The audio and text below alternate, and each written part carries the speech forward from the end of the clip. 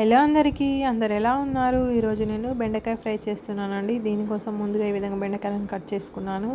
ఇందులో ముదిరిపోయిన ఎక్కువ ఉన్నాయండి, అందుకే వాటి విత్తనాలు కూడా తీసుకున్నాను. ఇవి టేస్ట్ చాలా బాగుంటాయండి. ఇప్పుడు స్టవ్ ఆన్ చేసి గిన్నె పెట్టి ఆయిల్ వేద్దాం. ఆయిల్ వేడయ్యాక ఆవాలు వేసుకుందాం, తర్వాత జీలకర్ర వేసుకుందాం, తర్వాత ఆనియన్స్ వేసుకుందాం, తర్వాత కొంచెం కరివేపాకు వేసుకొని బాగా కలుపుకోవాలండి. వీటిని బాగా మగ్గనివ్వాలి.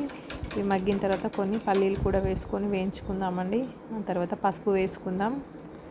ఆ తర్వాత ఇందులో ముందుగా తరిగి పెట్టుకున్న బెండకాయలను వేసుకుందాం.